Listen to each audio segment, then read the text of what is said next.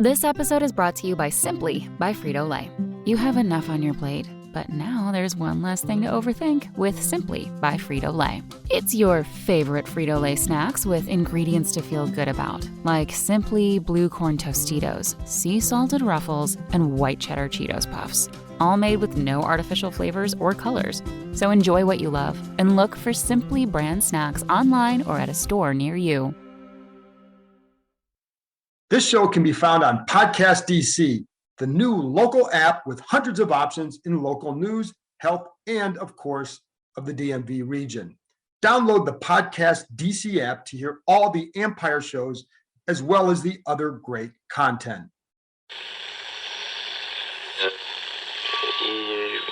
Empire.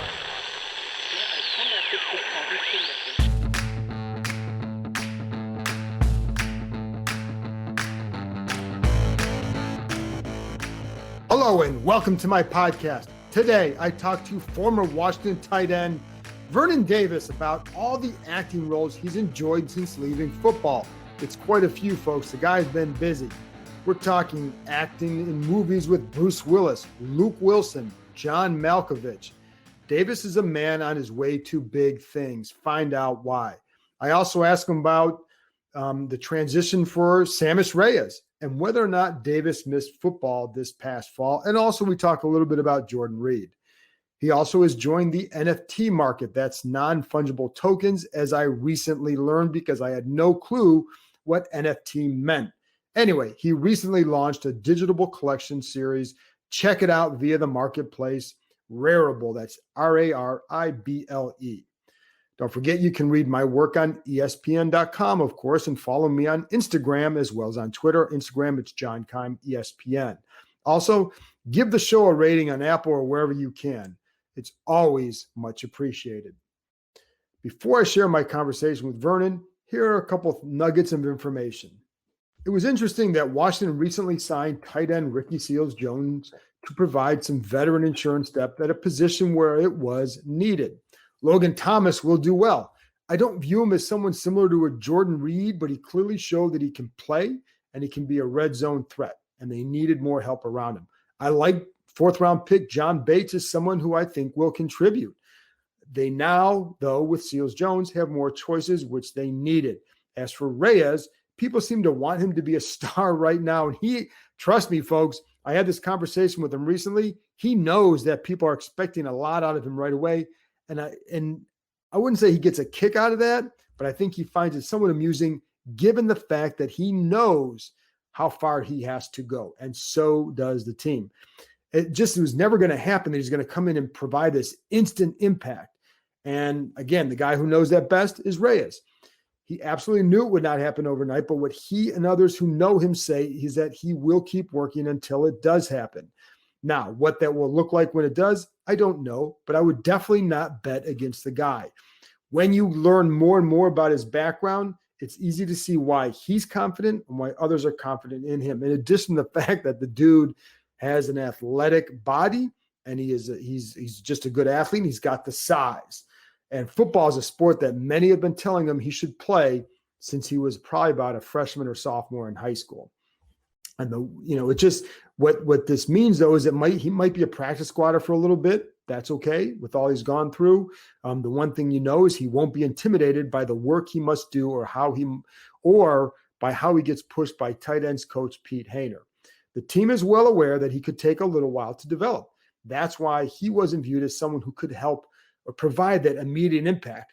They just saw him as somebody definitely worth developing. That's where they're at with everything. In the meantime, they now have more options along with Deion Yelbert. It might not be a strength, but I do think it's in a better spot than it was a year ago. If, that is, Bates shows that he can play. And like I said, I do like him, so I do think he'll be able to help in multiple ways. We get our next look at the OK workouts on Wednesday, so I'll have a report after that session. It's hard to always get a great look at some guys. It's more to see how they're moving, et cetera. I'll be curious to see the roles that guys are working in. Troy Apke at corner. How is Jamin Davis moving in the middle?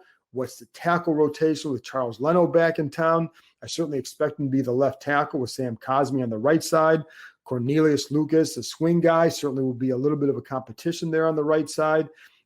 How do they work the guard rotation? Sadiq Charles will factor here. And as you know, I've long said that where he would factor in is at guard. And I've been saying that because that's what I've been told repeatedly. And because they kept saying they wanted a left tackle in the draft.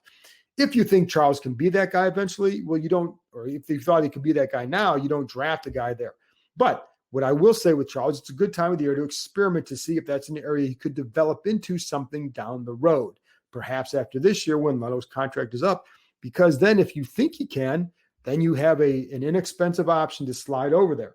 If not, he can be a really good guard. And again, I think this year, that's where he factors. I also want to pay more attention to corner Benjamin St. Juste. We probably won't get a great feel for him until training camp when we start to see the more competitive one-on-ones. Those don't tell all, but it gives you an idea of their competitiveness and a player's competitiveness and his man coverage skills. I'm optimistic about William Jackson. I've said this before, but he touched on it after the first OTA session about how sometimes you just need a change of scenery. I heard that from people I know and respect in the league who also know him well, that how much he could be helped by this change and how he just needed to get out of Cincinnati. And it wasn't just because in the change, the improvement for the scenery, it's not just because of defensive front, but because he came to a team that truly wanted him. That secondary will be tested this year because of the quality quarterbacks they'll face, but they have definitely helped themselves by who they've acquired this off season. Anyway, that's it from me. After this break, I'll be back with Vernon Davis. What did he think about acting in scenes with Bruce Willis? And does he think Sammis Reyes can make this transition? I'm Amanda Klutz, Broadway actress, dancer, and celebrity trainer, and I partnered with Equinox to create a custom AK rope class. It's a rhythmic group fitness experience, and music is an integral component. Jump and sculpt using the rope in ways you've never imagined. It's time to get back to moving our bodies. AK Rope, my signature class, now available at Equinox, is a safe, fun, and positive way to do just that.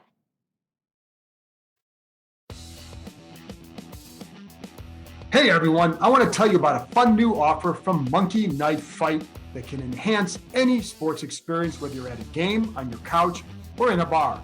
It's a daily fantasy sports league that is easy to play. You can sign up on monkeyknifefight.com using promo code JKR and play games such as More or Less. Will an NBA player score more or less than a listed point total?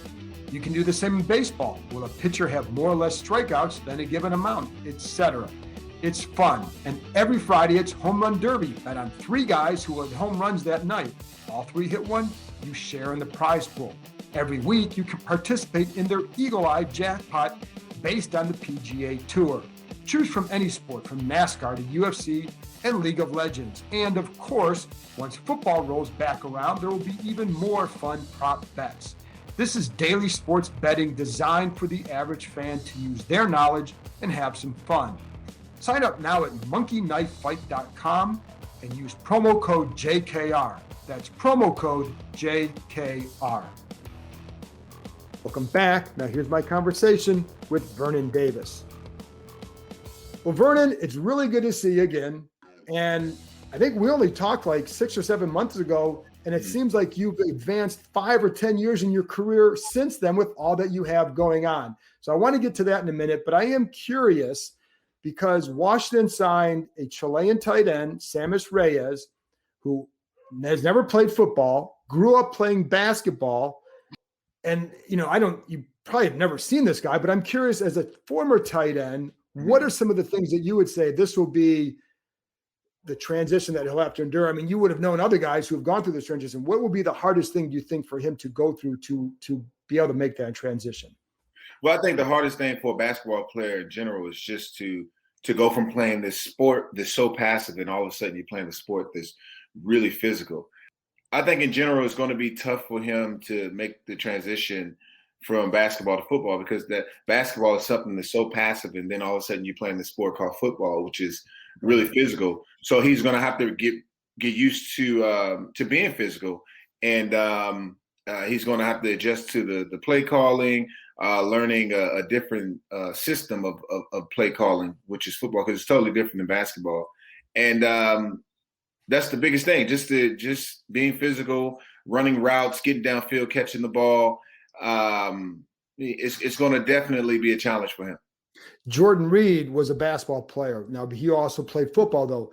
There have been other guys, obviously, a number of guys or a few guys who have made that transition.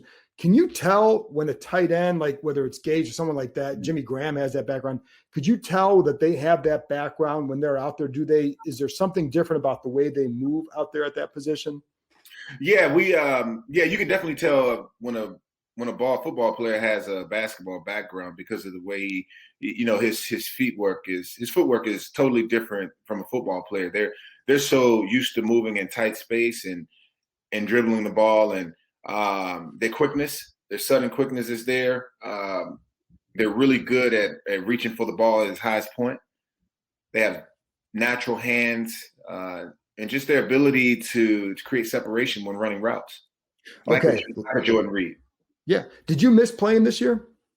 I did. I miss playing this year. Sometimes I'm sitting home and I'm looking at football and I just start thinking like maybe I should go back 1 year. How long would that thought last? It lasts throughout the day. I'll think about it throughout the day, and then I'll snap out of it like, if I do this, I can't do this. And, I just start thinking about so many different things. But I do, I played the game for so long. 14 years is quite some time, and to just walk away and now I'm doing something totally different. It's just, it's only been a year, so I think I'm gonna continue to think about going back as this year continues to progress. So you're not down in your basement still catching a couple hundred tennis balls a day? No, I'm not doing that right now. Okay. What was the hardest part about what did you miss the most? I miss the locker room, man. It's nothing like getting up in the morning, going into that locker room and cultivating relationships with all the different guys, because sometimes a lot of people, they may think, well, the outside, they think that everyone in the locker room gets along or they know each other really, really well. But it takes time, because you won't know everyone in that locker room until it'll take you to the end of the year to get to really know everybody, because you're not hanging with certain guys have their groups, right? They have this group that they hang with mostly, and then they have the guys that they talk to and the guys that they sit at the lunchroom table with. It's so many players. It just takes time. So that's what I love, just going around the locker room, getting to know everyone. Were you glad to see Jordan retire, and not for the reasons, but like he's getting out and there had been an accumulation from him? Were you glad with that, or what did you think? Yeah, I thought it was a good thing for Jordan, because Jordan has really struggled with injuries. He struggled with just the game and just staying healthy, and to see him retire after having so many concussions, and that's what I was afraid of for him, just the concussions, and I didn't want to see him get another one. I wanted to see him play, also wanted to see him hang it up, and just because I love the guy and I want to see him take care of himself long term. He's 30-something years old, so he had the next 60, 70 years to live his life. So I want to see him do that prosperous. But I'm like you, because I really enjoyed watching him when he was like that last year he had in Washington, like he's back. And then he got hurt again. And it was just like, as somebody who just loves football, it's fun. It was fun to watch him run routes and just put the little jukes on linebackers or whatever. So let's turn to your I wouldn't say your passion. This is what you do with the movies. And I'm going to get to the NFT collection in a little bit, but let's start with the movies. Like, you're taking off. You've got production. How many production companies do you now have?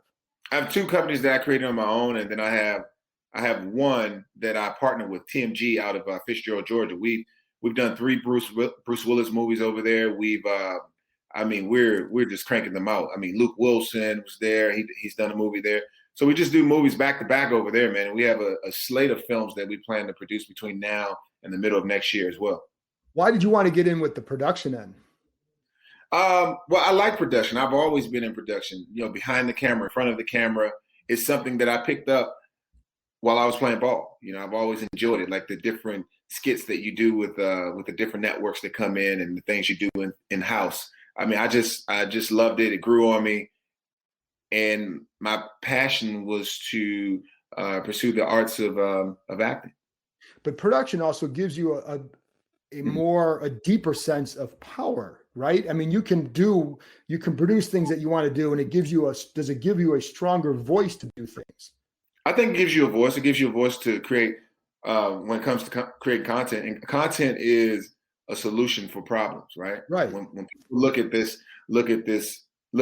when people are looking at my content, I want them to say, gosh, that really helped me out. This film helped me out. Or now I can see things from a different perspective. That's all it is. So if we can create content like that and just create films, and if I can continue to work on my craft and get better at this stuff, I'm all about it. Now, for minorities, how important is it to get more involved and get more voices in production? Yeah, right now is a good time for minorities. I mean, because of everything that's happened, you get to tell a story and you get to express the way you feel. That's all it is from both sides, from production as well as an actor. You're expressing how you feel. You're pretty much making a voice and telling a story the way you want to tell it. And there's no right or wrong. You know what I mean? You're basically opening up. So I think it's imperative, especially as minorities, getting into the production spaces in general. It's more perspectives. And I think more perspectives are always good, right? Mm-hmm. Yeah, absolutely. One of the movies was, as you brought up, with the Bruce Willis movie, Gasoline Alley, correct? That's with Bruce and Luke Wilson. When does that one come out? That movie will probably be out sometime this year. And were you a bouncer in that one? Yeah, I played a bouncer. I was working with these guys and I was, helping them out. So I wouldn't say I was the bad guy. I was more in the middle. I was a good the character was a good guy, but he was also working with someone he shouldn't have been working with. And how much did you enjoy that role? What did you enjoy about it? Yeah, it was good. It wasn't one of my favorite roles, and I say that because it was, you didn't really, it wasn't different. It was something that's cliched, to see a bouncer, but it's all what you give the character, right. What you give him, what identity you give him. But I thought it was cool. I think my favorite role will probably be the role that I played. I played this role, a guy named David, in a John Malkovich film called Chariot. Oh, The Chariot, yeah. Yeah, obviously Thomas Mann and I really worked closely together in that film. But I played a character who takes care of zoo turtles, right? And my only job was to get them to recreate because they were the last of their species. And they just wouldn't do it. They just wouldn't become intimate. So I also had this thing about me where in my apartment building, everything's taped up, right? Because I was telekinetic and my powers come on whenever I feel pain. And I didn't want them to come on because I wanted to keep people safe. I didn't want to hurt anyone. So I would take pain pills and tape everything up in my room, my apartment building. So when people come in, so when I come in, I can't hurt myself or anything, right? So I thought that was a really unique character. That's very unique. Yeah, it's dark comedy, sci-fi. And, I had to really watch. I watched Edward Scissorhands. I watched A Green Mile. I was just watching all these different films, especially the ones that the director recommended to me so that I can embody that spirit and kind of those habits of those characters so I can incorporate in this character. And I thought it worked really, really well. What's it like working with somebody, because you're working John Malkovich, Bruce Willis, Luke Wilson. These are some big time actors. Mm-hmm. What's that like for you? You're a guy who's used to being around big time athletes. What's it like for you to be around actors like that? It's different. It's definitely different. I feel like I'm a rookie coming in and I'm watching these guys, but I'm honored to be able to work with these dudes because I get to see how they go on set and how they work, right? And that's what you want to do. You want to learn through experience. It's great to work with an acting coach and to get the information that they have. But when you actually right there and you're watching these dudes that you grew up looking at when you were a kid, it's nothing better than that. And so I'm just grateful to be able to have the opportunity to be on set with these dudes and rub shoulders with them. What's like, do you get, I wouldn't say intimidated, but is there a bit of an awestruck when you're around a guy like Bruce Willis or any of these guys? I mean, do you get awestruck at all? Yeah, initially when I first met Bruce and I was on set and I'm just watching him and I'm just meeting him, I'm like, wow, this is crazy. I'm like, you kind of feel intimidated a little bit. Yeah. But after a while you warm up, you're like, okay, I was like, I'm here. I might as well, I've been here before. It's like walking into the NFL. You see all these guys that you watch on TV. So it's the same kind of thing. But like I said, it's also an honor. Did you have scenes with Bruce and Luke in Gasoline Alley? Did you have direct scenes with them? Yeah, I have scenes where in Gasoline in A Day to Die, I have Another Bruce Willis movie. Yeah. So we kind of, we're all in the same place at the same time, kind of thing. But of course, with filming, you guys, we're all together. Like, Right. when I'm on set, we're all together. But then Bruce might get called on his scene an hour before me, and then I come in, I do my scene. But we're all together. You know what I mean? Right. We just cutting them, just doing them at different times. But the great thing, like I said, it goes back to the locker room. The best part about acting is being outside your trailer or in like the common area and everybody's just hanging out. You know what I mean? Yeah. Well, that's what you missed, is you're getting it over there. Yeah, you're getting it over here. I mean, like, I'm hanging out with Bruce. I'm with Luke. We're talking and everybody's just hanging out. It's just cool, man. It's just cool. It's awesome. How much do they have a sense of what you did as a football player? Yeah, they know. They I guess, playing 14 years, they probably they may not know me, but they probably heard of me or something like that. And then when they're introduced to me, I'm introduced to them as Vernon Davis, the football player. So they all start asking questions, and they're excited. But it's cool. You bring two different worlds together. My background is, I was a professional athlete, and people enjoy that. They really enjoy spending time with athletes, especially professionals. Are you okay when they say Vernon Davis, a professional football player, or are you hoping you get to the point where like that part isn't even needed to be said? Does that matter to you at all? I mean, it's cool and it's a great opener, but do you want, is that something that you would want to always have them introduce you, or get to the point and say it's just Vernon Davis? No, I think it's good. I think over time, though, I think what'll probably happen is that I'll probably show up in so many different projects, and people will probably just get used to me, to seeing me as an actor. They'll just forget about me as a football player. That's how it usually works. I mean, I think about like watching like Terry Crews, The Rock, and people of that nature, and you see them, and you don't even think about them as athletes. It's just all of a sudden just go away because you see them in so many different projects. So that's what will probably happen for me. And when going back to like when you're doing some of the scenes with these guys, you're a very big guy in preparation. We talked about that before in previous stories and all that, and how much prep work you put into it. But if you're acting across from a Luke Wilson, across from a Bruce Willis, is it different? Like, what is that like? I think it's pretty. It could be intimidating. It definitely could be intimidating because these guys have done a lot of work. They're well respected. So the thing that you want to do, you want to make sure that you're on top of your game, and you've done your research, and you're well prepared, because you don't have to go do it over and over and over. If these guys have their lines and they're done, they're good, they're solid, you want to make sure you have yours too. So because you don't want to have to have them do it over and over just because you made a mistake. So you want to make sure that you're prepared. Was there a time where is there a time where you remember a scene more because of something that happened, or how it went for you with any of those guys? Is there anything that sticks out? No, I think it just boils down to just being super prepared. It's just being prepared, and just going in there and just know that you're having the confidence to deliver and do what you need to do. And as far as the film, walking away from the film, I think it's always some scenes in the film that you remember most from every movie. It might be one or two scenes out of that whole film that you've done that you'll remember out of the entire movie, for sure. How are you different as an actor now compared to when you stopped playing? I think I'm different in a way when it comes to just being an actor. I think, I read a lot of scripts, and, I'm always breaking down scripts and working on my behavior. I'm working on my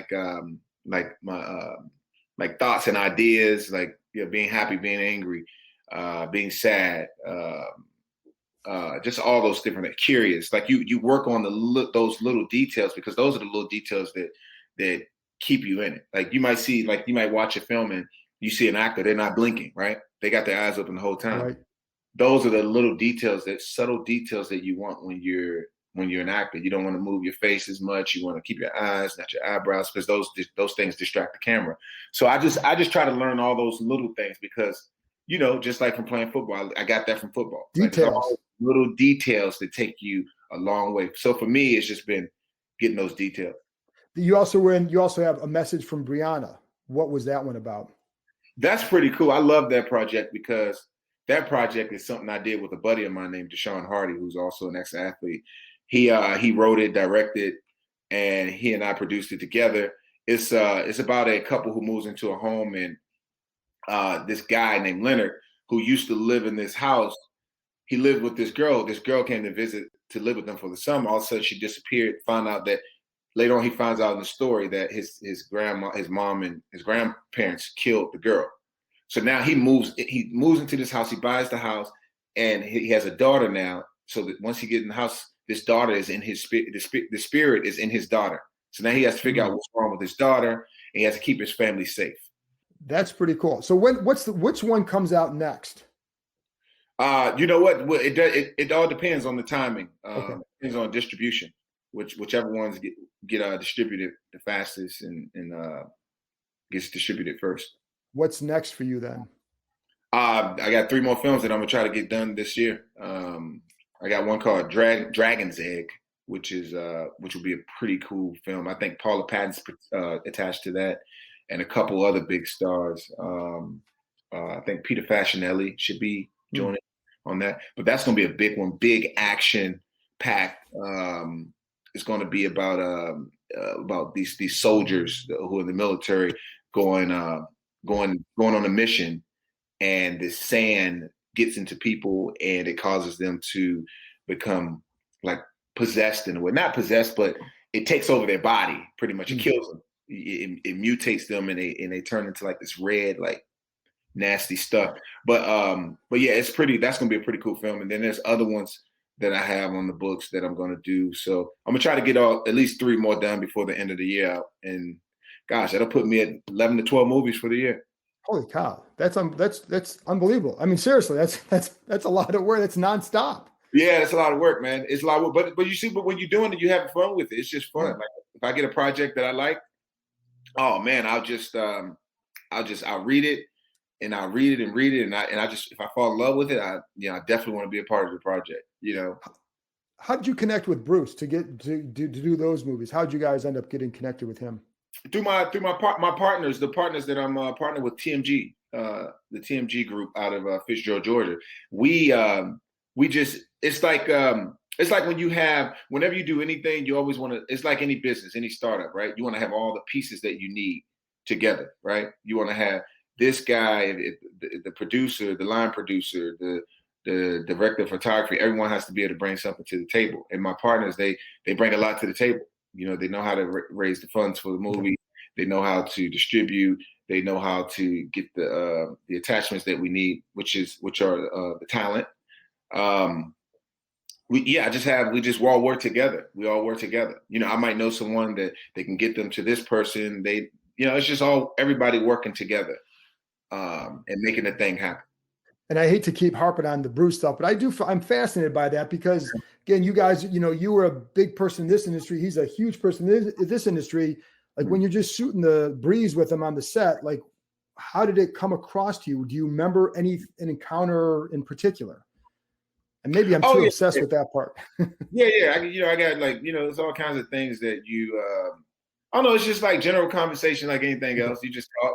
And the thing is, we never really talk about acting. You just don't talk about acting because, that's what we're here for. We're here to do our job. We don't, you don't have to really talk about it. You talk about the next project, right? That's what people are talking about. What are you working on next, right? Okay. Because as an actor, it's just like, you've done your work, you've done your research, you're prepared. What you're gonna go into this each scene and do, like because it should be effortless. It's natural. It's in you. You're gonna go perform. So we just talk about and we just joke around. We just have fun and just eat, relax, and just wait for our time to be called to do the next scene. So when you see somebody like, because again, athlete to actor, when you look at somebody like The Rock, do you say, hey, that's what I want to be in 10 years or whatever? Do you have that kind of mind, or do you just, how do you look at your future, where you want to be down the road? Yeah, I would love to be to do some of the same kind of things The Rock is doing, but I know everyone's path is different. I like his work ethic. I think he's doing a lot of things, especially when it comes to creating content. But yeah, for me, I'm just taking them as they come. I really know what I'm doing and where I want to be as far as my career. I can see it, but it's one of those things that you don't really know how it's going to shape. You know it's going to shape out good, but you don't know how, right? You know what I'm saying? Yeah. I'm just going and just taking things as they come and just hoping for the best. And I know that I'm gonna put the work in to be, as good as I can possibly be. Then you also have your Vernon Davis, the NFT collection, and that's the non-fungible tokens. So what do people need to know about that? Non-fungible. I think they can just follow me, keep up with me on Instagram. I'm always posting what they can, how they can get the NFT and be involved. I think the NFT is something that could work. It's one of those things, you try it. If it works, it works. This whole Bitcoin world is something that's totally foreign to me. I haven't really gotten into it like most people are probably in it. But it's way over my head. I take my time, be safe, and just just be a part of it. I wanted to try it. I want to see if I could auction off some items and make people happy. Hey, I forgot to ask you about, you're also in Dear Best Friend. You're a villain in that. Yeah, I forgot about that film. You're right. Yeah. I did do that. That's what happens, man. When you just going, man, you forget things. But yeah, I'm a villain. Dear Best Friend was written by. I actually introduced my buddy Deshaun Hardy to this woman who does a lot of films with BET, and they loved him. He wrote the story. He actually wrote it around me. He wrote this character for me, and he had me choose. But I didn't want to be the character. I didn't want to take on the role of the character that he wanted for me, because it just, after reading it, I was like, no, I'm feeling the other character better. So I basically played that guy's alter ego, right? It's about a book, one of those movies you open up and then all of a sudden, you go to the book and it's the same story, but different people. You know what I mean? Yeah. So that was a cool project. I really enjoyed that. It was very intense, but I think it's going to be something, when people watch it, they're going to be like, wow, that's an amazing project. Cool. And are you based out in LA now? Are you out there full time? No, I'm here. I'm still in McLean. I'm in McLean, Virginia. Okay. So, Well, very good, Vernon. I'm glad to hear that everything's going well for you. Not surprised, but your schedule just makes me a little bit tired, because that's a lot. It's a lot going on there for you, but it's good to see. So I'm glad to hear everything's going well for you. No, thank you so much. You said in LA. I just thought about it. I got to go down and move to LA for about for a month and a half, 2 months, because I got picked up by Fox to be a judge on a show for them. Which show? It's a new show called Domino Masters. What do you do for that? I'll be a judge. What's the concept of the show? The show is about these group of guys. It should be about 16 teams if they didn't change anything. And the guys, it's 3 people on each team, and they create this world based on the theme. They create this world using like tons of space. I'd say the space is probably 1,000 to 2,000 square feet of space, and they built this world with dominoes. It's pretty freaking phenomenal. Yeah, when I saw it, I was like, wow, this is crazy. I would love to be a part of this. You see all these dominoes, and they're building these worlds, and dominoes are falling in sequence. It's crazy, man. It's pretty amazing. That sounds like a fun show to watch. So cool. Another thing you got going on. So good for you. So Vernon, it was good catching up with you. Yeah, you as well. Thank you. Good to hear from you. Good to hear from you. Thanks, man. All right. Thank you. This episode is brought to you by PayPal. Online. It's where PayPal was born. But it's not all dancing cats and double rainbows in cyberspace. I mean, one minute you're trying to outbid Soup Boy 99 on some antique spoons. Next thing, your bank account is nothing but tumbleweeds. But now, PayPal has ventured out into the real world with non-dancing cats and actual rainbows, ready to help you start taking payments in person. It's a safe and easy way to get paid. Just generate your unique QR code in the PayPal app for customers to scan and start accepting PayPal in person today. Learn more at paypal.com/US/getQRcode. This episode is brought to you by the NBA. Witness mind-bending competition on the biggest stage between the best players in the world, a place where legends are made. It's impossible jumps that seem to freeze in midair, and spectacular steals that you didn't see coming. It's that one play that lasts seconds that you will talk about for the rest of your life. And let's face it, it's the unpredictability of it all, never knowing when the next big moment will happen. Huge wins and crushed dreams. It's the drama of it all. You just can't make this stuff up. That's the NBA. That's game. The NBA playoffs are happening right now. Don't miss all the action.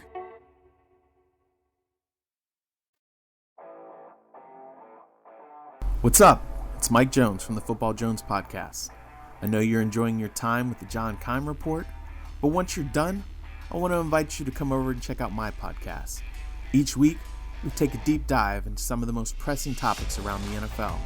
High-profile guests from the coach, player, and front office ranks, as well as the top league insiders. Check out the Football Jones Podcast, another fine product brought to you by Empire Media. That's it for this episode. Thanks to Vernon for joining me, and thank you, as always, for listening. I'll be back with another episode after the next OTA session on Wednesday afternoon. Talk to you next time.